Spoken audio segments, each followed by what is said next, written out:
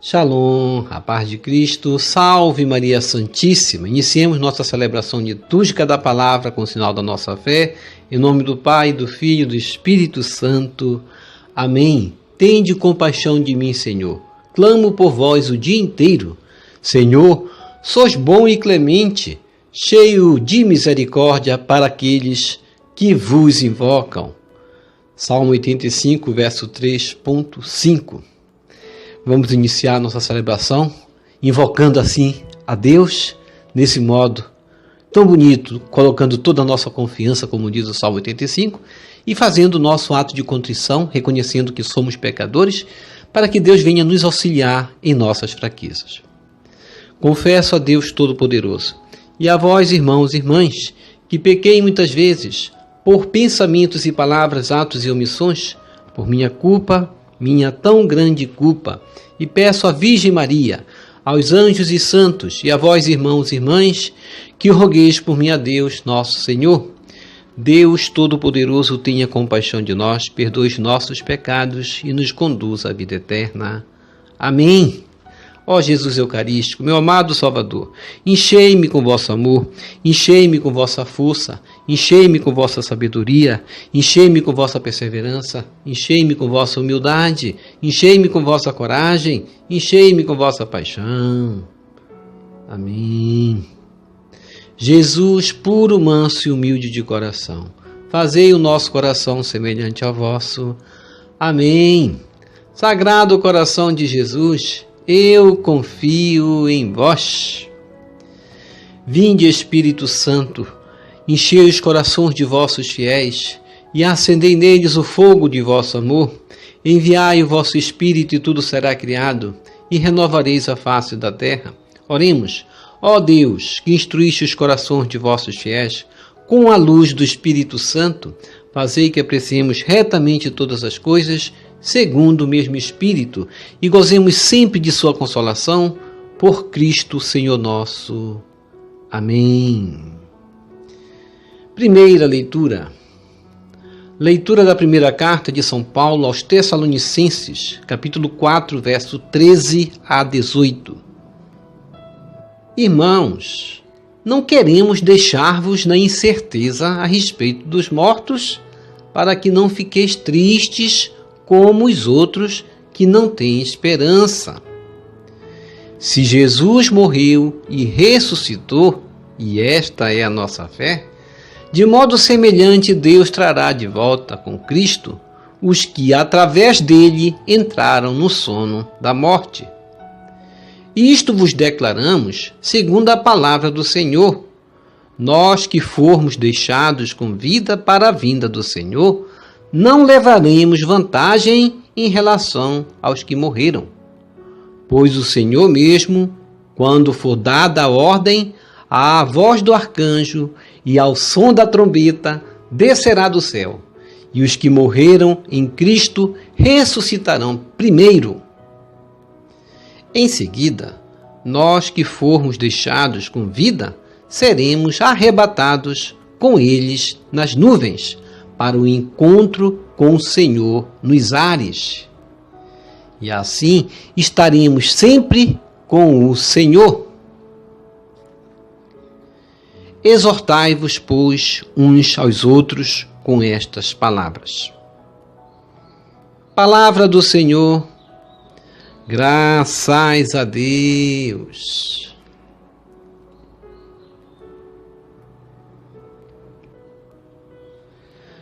Salmo responsorial, Salmo 95. O Senhor vem julgar nossa terra. Reze comigo.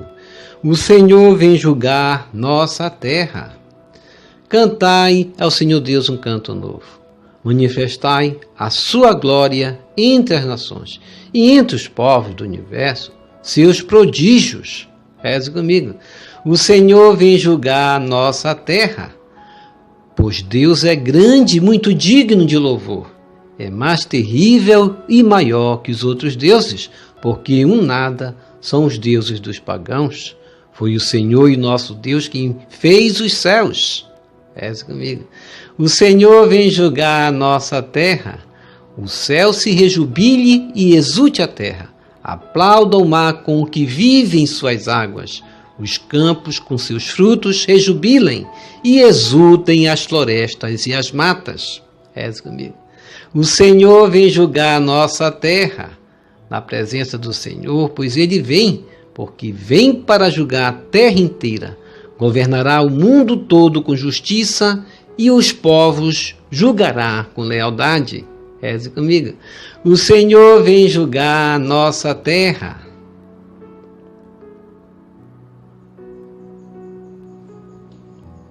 Evangelho segundo Lucas, capítulo 4, verso 16 a 30. Aleluia, aleluia, aleluia. Reze comigo.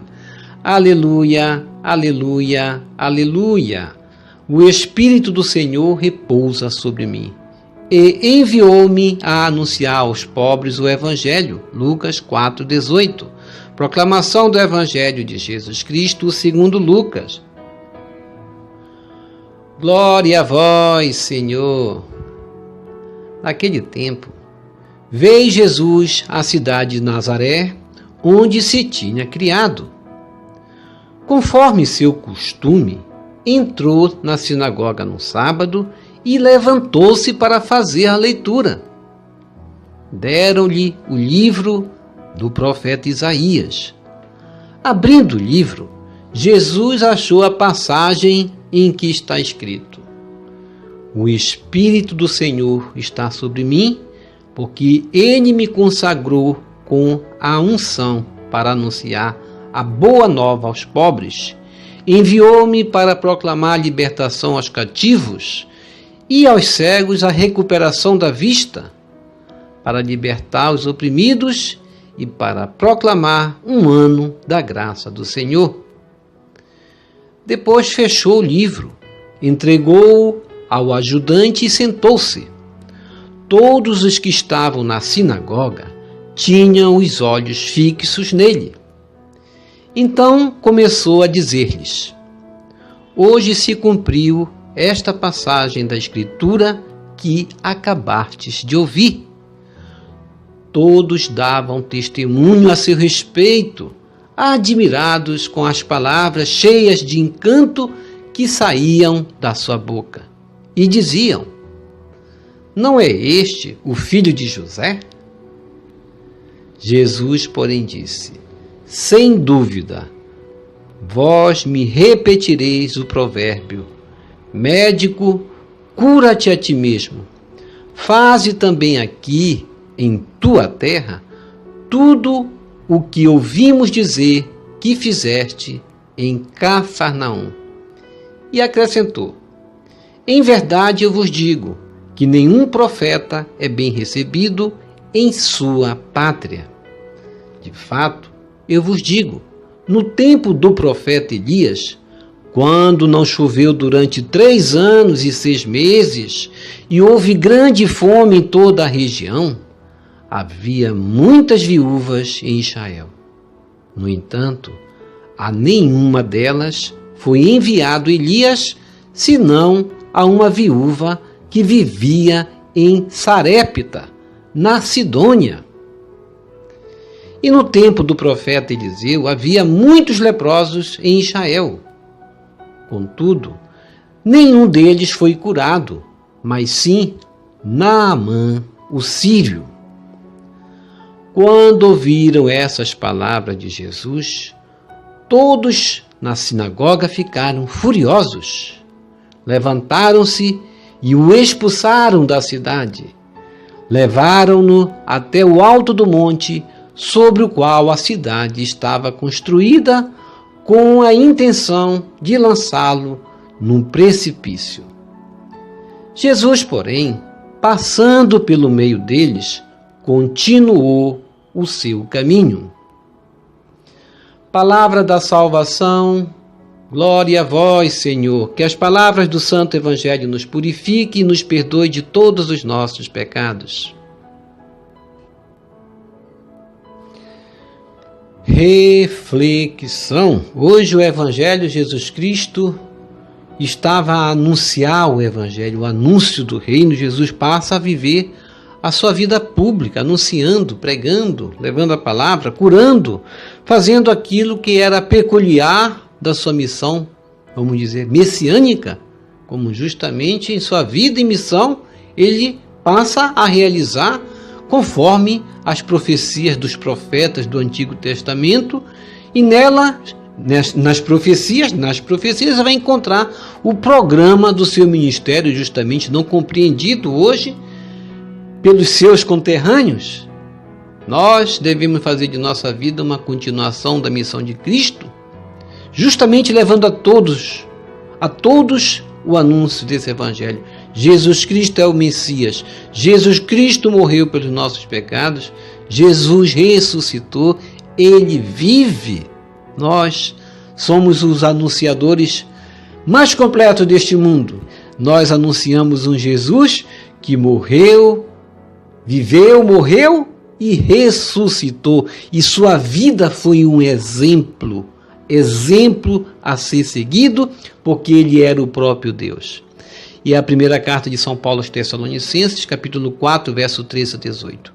Paulo vai exortar novamente as primeiras comunidades, aí representadas nas primeiras comunidades de Tessalônica, dizendo: irmãos, não queremos deixar-vos na incerteza a respeito dos mortos, para que não fiqueis tristes como os outros que não têm esperança. Como é necessário nós caminharmos na esperança, e Paulo vai procurar responder às incertezas, vai procurar responder às dúvidas, às preocupações daqueles que eram os primeiros convertidos, as primeiras comunidades primitivas que estavam dando início a uma igreja que hoje tem 2000 anos e precisa ainda mais agora caminhar nessa esperança que Paulo vai dizer. Nós acreditamos no Cristo que ressuscitou e vamos anunciar um Cristo presente, porque Jesus não se faz ausente, e é isso que Paulo vai reafirmar aí no seu ensinamento, a ressurreição de Jesus, a prova de que também nós ressuscitaremos com ele. Haverá uma ressurreição dos mortos, a fim de rebustecer a fé e a esperança de todos. E a nota da Bíblia de Jerusalém, ela vai ser bem clara no versículo 13, aqueles que jazem adormecidos, vai mostrar aí o eufemismo, muito natural e frequente no Antigo Testamento, e no Novo Testamento Paulo vai mostrar aos gregos. Do mesmo modo, a ressurreição será um despertar, um novo dia, um novo amanhecer, conforme justamente o capítulo 5, verso 10 desta mesma carta. Outra tradução possível do final é no versículo 14, aqueles que adormeceram, por Jesus Deus os levará consigo, levará com ele. Isso era um motivo de esperança para as primeiras comunidades que se interrogavam: Jesus está demorando, nós vamos morrer, e depois de nós morrermos, o que vai ser de nós se ele não voltar? E todas essas dúvidas Paulo vai assim esclarecer. Se Jesus morreu e ressuscitou, e esta é a nossa fé, como ele diz, do mesmo modo semelhante Deus trará de volta com Cristo os que através dele entraram no sono da morte. Portanto, ele quis dizer em outras palavras: não se preocupem, vamos continuar a trabalhar, a messe é grande, faltam operários, vamos chamar novos convertidos, não vamos nos preocupar com a morte. Quantas pessoas se preocupam com o dia da morte, não é verdade? E deixam de viver sua vida. Vamos viver.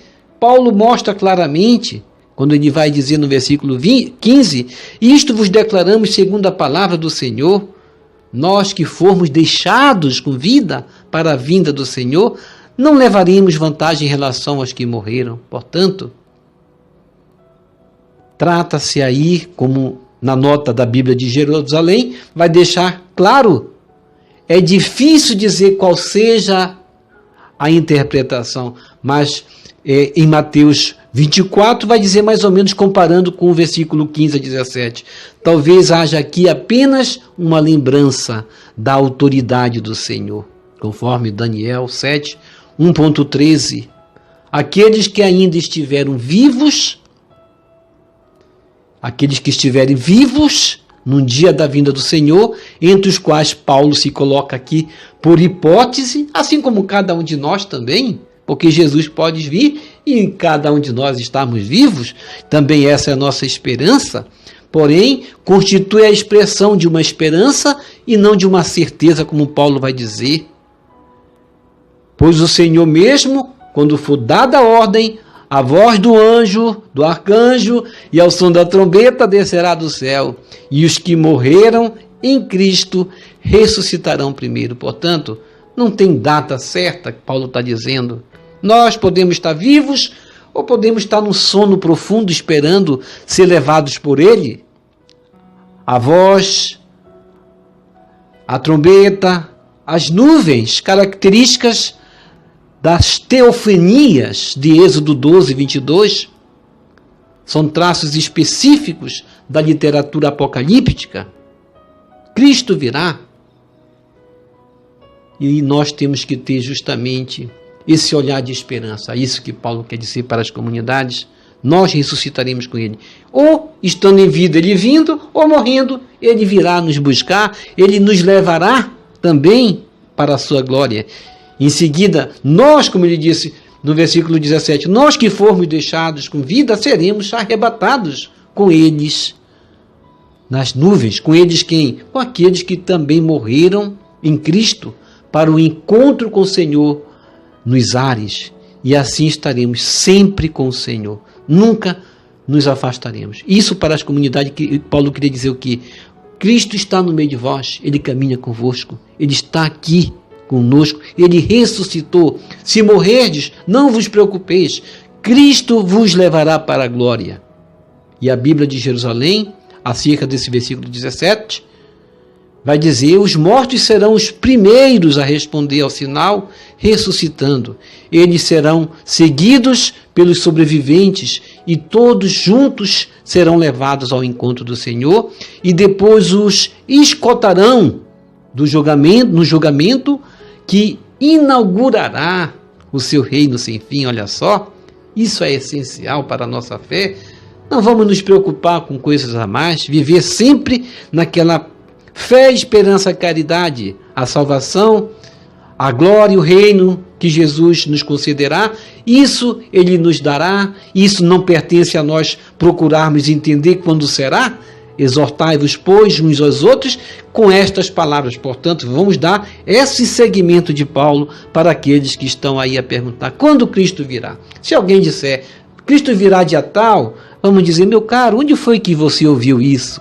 Não está escrito em nenhum lugar. Vamos parar de lorota, vamos dizer assim, né? Não tem data para Jesus vir. Agora, os sinais estão aí. É iminente, vamos dizer, sim, isso sim. É iminente a vinda de Jesus e pode ser caracterizada aí pelos sinais que estão aí, os sinais do reino. O Senhor vem, como diz o Salmo 95, que nós cantamos.